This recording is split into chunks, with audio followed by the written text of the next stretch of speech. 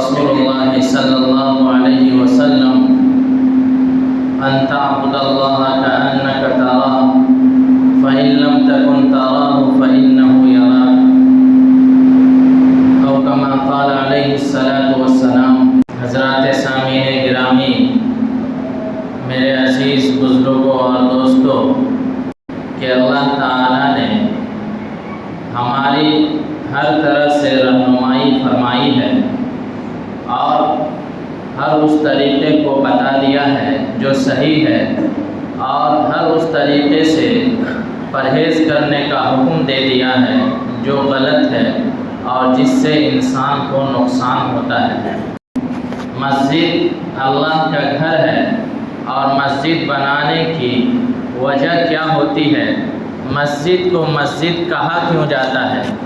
مسجد کا معنی ہی ہوتا ہے سجدہ کرنے کی جگہ۔ اس سے یہ بات واضح ہو جاتی ہے کہ مسجد کو نماز پڑھنے کے لیے تعمیر کیا جاتا ہے۔ بہرحال یہ اللہ کا گھر ہے، اور جس طرح ہم یہ چاہتے ہیں کہ ہمارے گھر میں آ کر کے کوئی بھی آدمی الٹا سیدھا کام نہ کرے، یا یہ کہ کوئی بھی ایسی حرکت نہ کرے جو ہمیں ناپسند ہو، اور کوئی بھی چیز کو بغیر اجازت کے ہاتھ نہ لگائے جس سے کہ میں ناراض ہو جاؤں۔ تو بہرحال ہر گھر کے کچھ آداب ہوتے ہیں، اور اللہ رب العزت کا گھر جو روئے زمین پر سب سے بہترین جگہ ہے، ظاہر سی بات ہے اس کے بھی کچھ آداب ہوں گے، اس کی بھی کچھ رعایت کی جائے گی اور اس کا بھی لحاظ رکھا جائے گا، ورنہ ہم انجانے میں ہی گنہگار بن بیٹھیں گے اور ہمارا نہ جانے کن لوگوں کے ساتھ معاملہ ہوگا، اور ہمیں پتہ بھی نہیں ہوگا کہ ہم سے کتنا گناہ ہو گیا، انجان رہتے ہوئے بھی ہم سے گناہ ہو جائے گا۔ اسی لیے میں آپ کو بتاتا چلوں کہ جب ہم اللہ کے گھر میں آتے ہیں تو آپ کے گھر میں یا کسی بادشاہ کے گھر میں جانے کے لیے کوئی جملہ نہیں کہا جاتا ہے، بس اجازت لی جاتی ہے۔ لیکن اللہ کے گھر میں آنے کے لیے اجازت نہیں لی جاتی ہے، ایک جملہ کہا جاتا ہے، ایک دعا پڑھی جاتی ہے۔ آتے کے ساتھ اللہ تعالیٰ کے گھر کے دروازے پر جب پہنچتے ہیں اسی وقت سے دعا شروع ہو جاتی ہے، اللہم افتح لی ابواب رحمتک۔ یہ دعا آپ نے ہر مسجد کے گیٹ پر لکھا ہوا دیکھا ہوگا۔ وہ صرف خوبصورتی کے لیے نہیں ہوتا ہے بلکہ آنے والوں کو پڑھنے کے لیے ہوتا ہے، اور اس لیے لکھ دیا جاتا ہے تاکہ آنے والا اگر اس کے ذہن میں بات نہ بھی ہو تو اس کو دیکھ کر کے یہ بات اس کے ذہن میں آ جائے کہ ہم مسجد میں جا رہے ہیں، اور مسجد میں جانے کا ادب یہ ہے کہ اپنا پہلا پیر دایاں پیر داخل کرے اور دعا پڑھے، اللہم افتح لی ابواب رحمتک، اے اللہ ہمارے لیے اپنی رحمت کے دروازے کھول دے۔ یہ بڑے خوبصورت جملہ اور ایک بہترین انداز میں لکھا ہوا ہوتا ہے، لیکن عام طور سے یہ لکھا ہی ہوا ہوتا ہے، زبان پر نہیں ہوتی ہے۔ تو اس دعا کو اولاً یاد کر لیں کہ جب ہمارا آنا جانا ہوتا ہے شہنشاہ کے گھر میں تو اس گھر کے آداب اور رعایت ہمیں معلوم ہونے چاہیے، اس گھر میں کیسے داخل ہوا جاتا ہے یہ ہمیں معلوم ہونا چاہیے۔ اللہ کے نبی نے جو دعا بتائی ہے وہ دعا ہمیں یاد ہونی چاہیے، اور اس دعا کو پڑھ کر کے اللہ کے گھر میں آنا چاہیے۔ قرآن کریم میں اللہ تعالیٰ نے ارشاد فرمایا، خذوا زینتکم عند کل مسجد، کہ جب بھی تم مسجد میں آؤ تو اپنے آپ کو ذرا سنوار لو، زینت اختیار کر لو۔ زینت کریم لگانے کا نام نہیں ہے، زینت میک اپ کرنے کا نام نہیں ہے، زینت یہ ہے کہ آپ کے بدن سے بدبو نہ آ رہی ہو، آپ کا کپڑا صحیح ڈھنگ کا ہو، آپ کا کپڑا گندا اور سندا نہ ہو، آپ کے کپڑے پر کوئی داغ دھبا یا میل کچیل لگا ہوا نہ ہو، کیونکہ آپ شہنشاہ کے گھر میں جا رہے ہیں۔ آپ دنیا کے اندر کسی بڑے آدمی کے گھر میں جب جاتے ہیں تو اگر کپڑا اسی دن پہنا ہوا ہوتا ہے تب بھی اس کو چینج کر کے دوسرا کپڑا پہن کر کے اس وقت جاتے ہیں۔ جب کسی شادی میں جانا ہوتا ہے یا کسی پروگرام میں جانا ہوتا ہے تو کپڑا آپ چینج کر لیتے ہیں، اور آپ کے پاس جو سب سے بہترین کپڑا ہوتا ہے اس کپڑے کو پہن کر جاتے ہیں۔ لیکن معاف کیجیے گا، جب مسجد ہمیں آنا ہوتا ہے تو ہم کسی بھی چیز کا خیال نہیں کرتے، جیسے ہوتے ہیں جس کپڑے میں ہوتے ہیں اسی کپڑے میں آ جاتے ہیں۔ اور ہمارے بہار میں تو یہ اتنا بڑا مسئلہ ہے کہ شاید ہی کوئی مسجد ایسی خالی ہو جس مسجد کے مصلی اکثر و بیشتر لنگی میں نہ ہو۔ میں ان لوگوں کی بات نہیں کرتا جو مستقل لنگی پہنتے ہیں اور لنگی میں ہی اپنے عزیز و اقارب میں جاتے ہیں، دعوت میں جاتے ہیں یا پروگرام میں جاتے ہیں، ان کے لیے ممنوع نہیں ہے، کیونکہ وہ ان کا پسندیدہ لباس ہے۔ یا جن علاقوں میں لنگی کو بہترین لباس سمجھا جاتا ہے تو پھر ان کے لیے بھی کوئی بات نہیں ہے۔ لیکن جو لوگ یاد رکھیے کہ اپنے عزیز و اقارب میں یا رشتہ داروں میں یا پروگراموں میں یا کہیں بھی جاتے ہیں اور وہ لنگی پہن کر کے نہیں جاتے، یہاں تک کہ بازار اگر انہیں جانا ہو تب بھی وہ لنگی اتار کر کے پاجامہ یا جینس یا جو بھی کوئی اور دوسرا کپڑا وہ پہنتے ہیں اس کو پہن کر کے جاتے ہیں۔ لیکن مسجد آتے ہیں تو کیا ان باتوں کا خیال رکھتے ہیں؟ نہیں رکھتے ہیں۔ اللہ کے نبی صلی اللہ علیہ وسلم نے ہمیں طریقہ بتایا ہے اور یہ بھی بتایا ہے کہ کپڑا سب سے بہترین کون سا ہوتا ہے۔ اللہ کے نبی صلی اللہ علیہ وسلم کی حدیث ہے کہ سفید کپڑے پہنا کرو اور انہی میں اپنے مردوں کو دفن کیا کرو، کیونکہ یہ عمدہ اور پاکیزہ لباس ہے۔ میں یہ نہیں کہتا کہ آپ رنگین کپڑا پہننا چھوڑ دیجئے۔ اللہ کے نبی صلی اللہ علیہ وسلم کی حدیث ہے کہ بہترین کپڑا سفید ہے، وہ اس لیے کیونکہ جب اس پر تھوڑی سی بھی گندگی لگے گی تو وہ دکھ جائے گا، اور رنگین کپڑے پر بہت زیادہ گندا بھی ہو تب بھی وہ پتہ نہیں لگتا ہے۔ اس لیے عام طور سے لوگ ٹھنڈی میں رنگین کپڑا پہنتے ہیں اور گرمی میں سفید کپڑا پہنتے ہیں، کیونکہ کپڑا گندا ہو نہ ہو پسینے سے ہی بدبو آنے لگتی ہے۔ بہرحال جب ہم اللہ کے گھر میں آتے ہیں تو آتے کے ساتھ ہمیں اللہ تعالیٰ کے نبی نے جو دعا سکھلائی ہے وہ دعا ہمیں پڑھ لینا چاہیے۔ اگر یاد نہیں ہے تو ایک چھوٹا سا جملہ ہے، اللہم افتح لی ابواب رحمتک، 2-4 مرتبہ آپ بولیں گے، دھیان دیں گے تو آپ کو یاد ہو جائے گا۔ ابھی جانے کی دعا اس لیے نہیں بتائیں گے کیونکہ مسجد میں جن کام کے لیے آیا جاتا ہے وہ کام ابھی پورا ہوا نہیں ہے یا ان کے متعلق ابھی بات آئی نہیں ہے۔ تو اللہ کے نبی صلی اللہ علیہ وسلم نے ہماری رہنمائی فرمائی کہ جب ہمیں مسجد میں جانا ہو تو اللہ تعالیٰ کے گھر کے دروازے پر جیسے ہی ہم پہنچیں گے تو الارم کیا بجانا ہے؟ اللہم افتح لی ابواب رحمتک۔ یہ اجازت لینے کے لیے نہیں ہے، یہ اپنے آپ کے فائدے کے لیے ہے، اپنے فائدے کے لیے ہے۔ تو سب سے پہلے تو ہمیں دعا پڑھنا چاہیے۔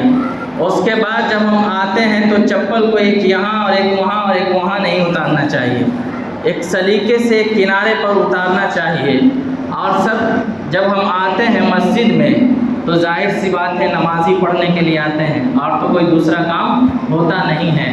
بنیادی مقصد مسجد میں آنے کا نماز ہے۔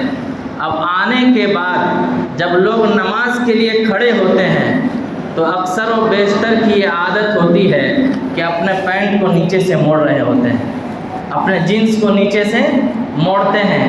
یاد رکھ لیجئے یہ جو حکم ہے کہ آپ جو بھی کپڑا پہن رکھے ہیں، لنگی ہو، تہبند ہو، ازار ہو، پاجامہ ہو یا کوئی بھی دیگر کپڑا ہو، وہ ٹخنے سے اوپر پہننے کا جو حکم ہے وہ صرف نماز کے لیے نہیں ہے، پوری زندگی کے لیے ہے۔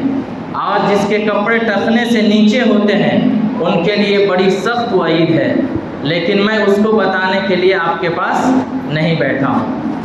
بس بتانا یہ ہے کہ یہ جو طریقہ ہے جو نماز کے وقت میں آپ کرتے ہیں یہ طریقہ غلط ہے۔ یا تو آپ کو اسی وقت اگر رکھنا ہے کپڑے کو اوپر تو پہلے کر کے آئیے، یا کم از کم آپ یہ خیال کیجئے کہ یہ حدیث جو اللہ کے نبی صلی اللہ علیہ وسلم کی ہے کہ مرد حضرات اپنے کپڑے کو ٹخنے سے اوپر پہنیں اور عورتیں ٹخنے سے نیچے پہنیں کیونکہ ان کے لیے پردہ ہے اور ہمارے لیے اس میں پردہ نہیں ہے۔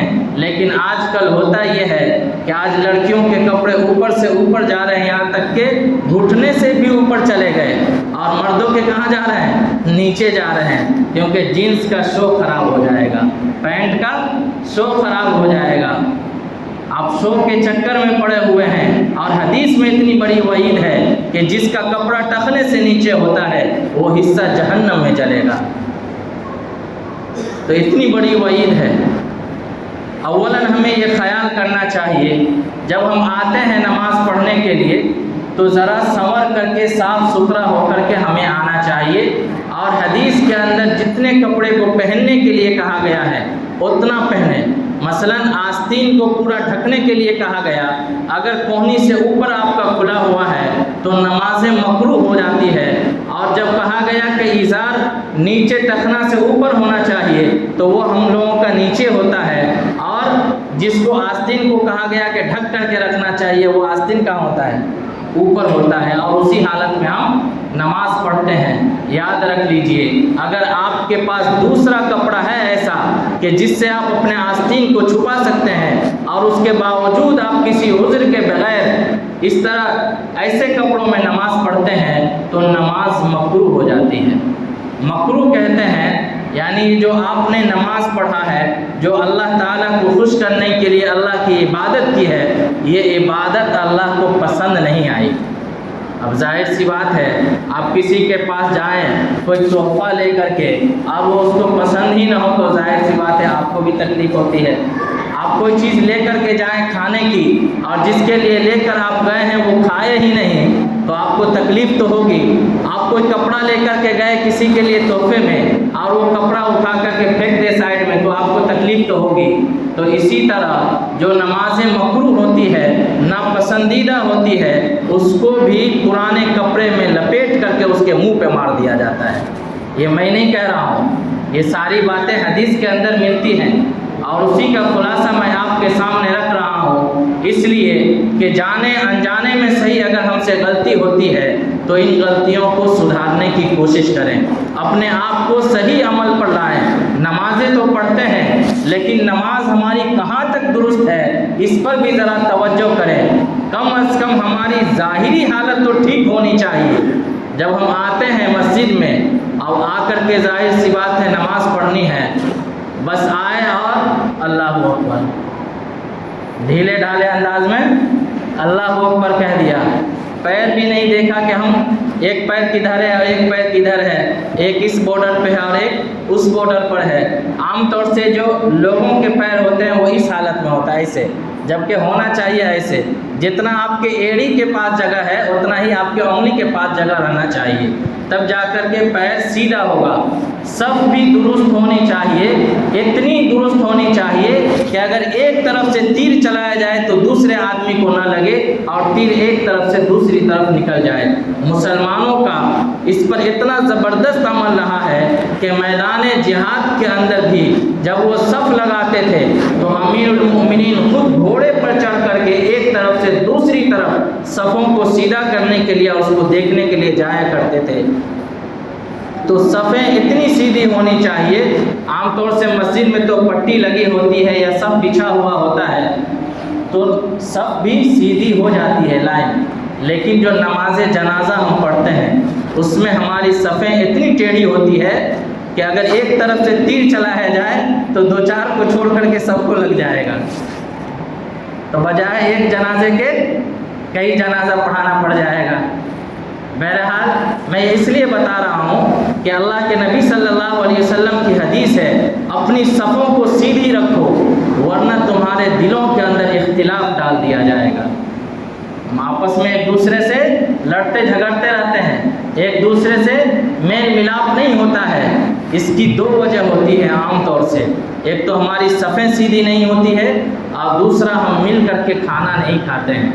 آج کل شادیوں میں بھی یہ رواج ہو چکا ہے کہ باہر آنے والے تو کم از کم اس کو کھلا دیا جاتا ہے، لیکن جو محلے کے لوگ ہوتے ہیں ان کو ایک ساتھ کھلایا نہیں جاتا ہے، ان کو بانٹ دیا جاتا ہے، اور یہی طریقہ عام طور سے پورے میں رواج پا رہا ہے۔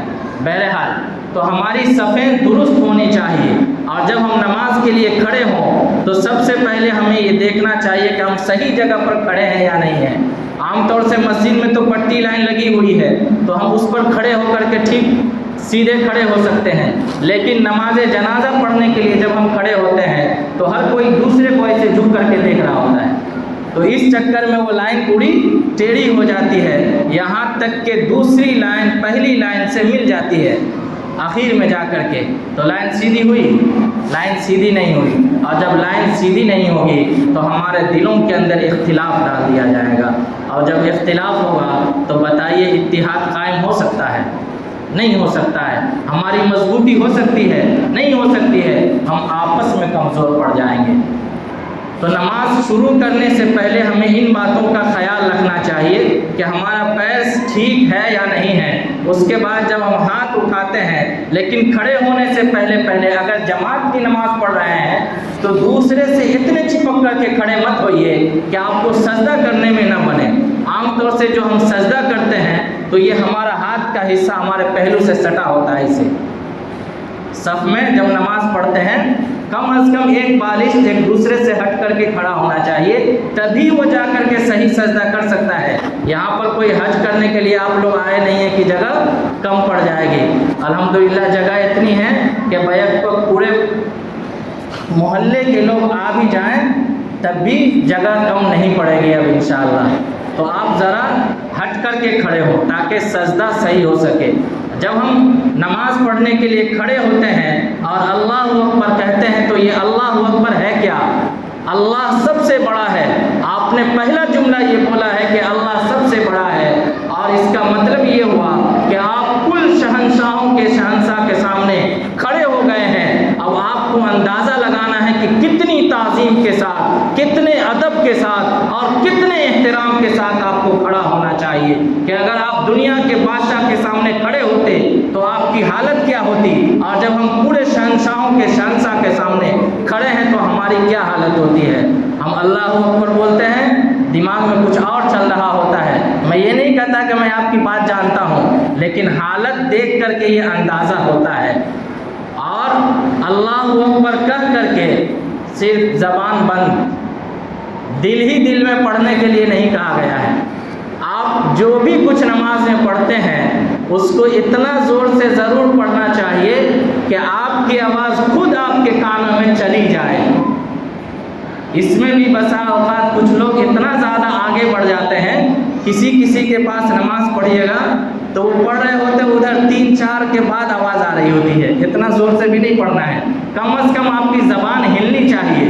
صرف زبان بند کر کے آپ جب نماز پڑھتے ہیں تو بسا اوقات اسی حالت میں ایسا ہوتا ہے کہ انسان کا ذہن دوسری طرف چلا جاتا ہے، اور اگر نماز آپ کے اندر جو چیز آپ پڑھ رہے ہیں جس حالت میں بھی ہیں، اگر اس میں جو پڑھی جانے والی چیز ہے اس کو آپ صحیح پڑھ رہے ہوں گے، زبان کو ہلا کر کے حرکت دے کر کے ہونٹوں کو حرکت دے کر کے پڑھ رہے ہوں گے، تو کم از کم ذہن جو ہے آپ کا دماغ کہیں اور کم متوجہ ہوگا، ہو سکتا ہے لیکن کم ہو سکتا ہے۔ بہرحال جب ہم نے اللہ اکبر کہا تو اب آپ اللہ تعالیٰ کے سامنے کھڑے ہو گئے، اور اللہ کے نبی صلی اللہ علیہ وسلم کی حدیث ہے کہ نماز ایسے پڑھو جس کو احسان کہا جاتا ہے، ان تعبد اللہ، کہ تم اللہ کو دیکھ رہے ہو۔ نماز ہماری ایسی ہونی چاہیے کہ ہم گویا اللہ رب العزت کے سامنے کھڑے ہیں اور اللہ رب العزت کو ہم دیکھ رہے ہیں، اللہ رب العزت نہیں، ہم اللہ رب العزت کو دیکھ رہے ہیں۔ یہ دھیان ہمارے دل کے اندر ہونا چاہیے۔ جب یہ ذہن میں ہماری بات ہوگی کہ ہم اللہ رب العزت کے سامنے کھڑے ہیں تو ظاہر سی بات ہے الٹی سیدھی حرکت بھی نماز میں نہیں کریں گے، اور نماز میں ہمارا ذہن بھی ادھر ادھر نہیں ہوگا۔ جس طرح کہ دنیا میں کسی انسان کو بادشاہ کے سامنے کھڑا کر دیا جاتا ہے تو اسے جو کچھ کہنا ہوتا ہے اس میں سے بھی آدھی باتیں وہ بھول جاتا ہے۔ کیوں؟ ڈر کی وجہ سے، ہیبت کی وجہ سے، بادشاہ کی عظمت کی وجہ سے، اس کی جلال کی وجہ سے بھول جاتا ہے۔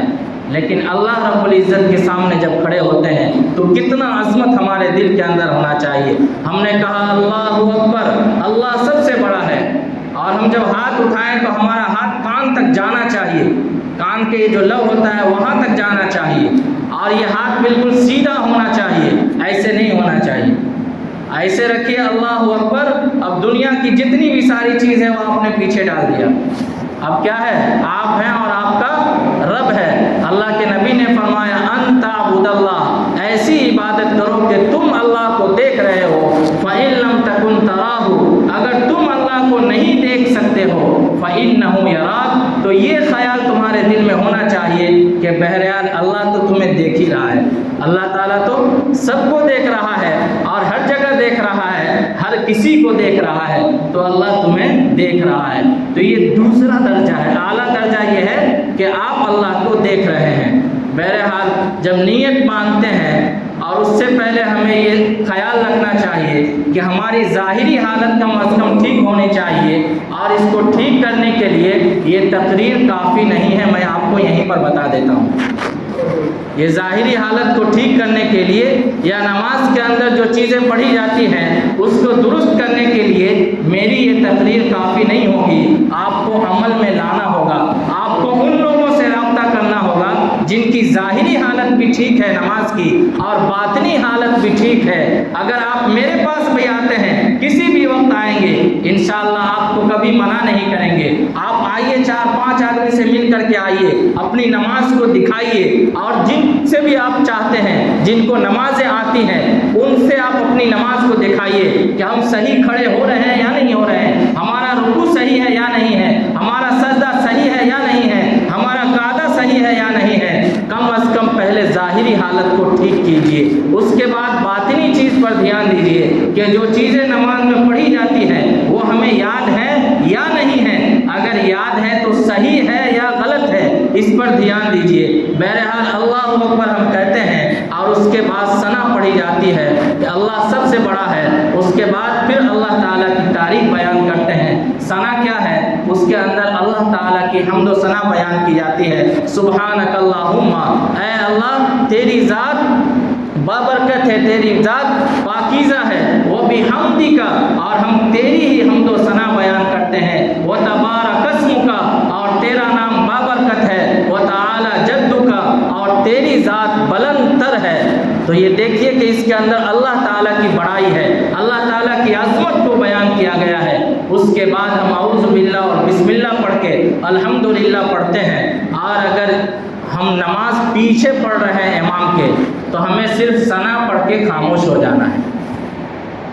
باقی نماز اگر اپنی پڑھ رہے ہیں تو وہاں پر الحمدللہ پڑھنا ہے، سورتیں بھی پڑھنی ہے، لیکن امام کے پیچھے ہیں تو صرف الحمدللہ نہیں پڑھنا، صرف ثنا پڑھ کر کے خاموش ہو جانا ہے۔ لیکن نماز جنازہ اگر پڑھ رہے ہیں تو جتنی چیزیں امام کے لیے ہوتی ہیں اتنی ہی ساری چیزیں مقتدی کے لیے بھی ہوتی ہے، وہاں پر خاموش نہیں رہنا ہے۔ بہرحال ہم شروع کرتے ہیں الحمدللہ رب العالمین، اور اس میں بھی تعریف کرتے ہیں، اے اللہ الحمدللہ رب العالمین کے تمام تعریفیں اس رب العالمین کے لیے ہے جو تمام جہانوں کا رب ہے، الرحمن الرحیم جو رحمان ہے رحیم ہے، مالک یوم الدین جو روز جزا کا مالک ہے، ایاک نعبد، اے اللہ ہم تیری ہی عبادت کرتے ہیں، و ایاک نستعین، اور تجھ ہی سے مدد چاہتے ہیں، اہدنا الصراط المستقیم، اے اللہ ہمیں سیدھے راستے پر چلائیے، صراط الذین انعمت علیہم، ان لوگوں کے راستے پر جن پر تو نے انعام کیا ہے، نہ کہ ان لوگوں کے راستے پر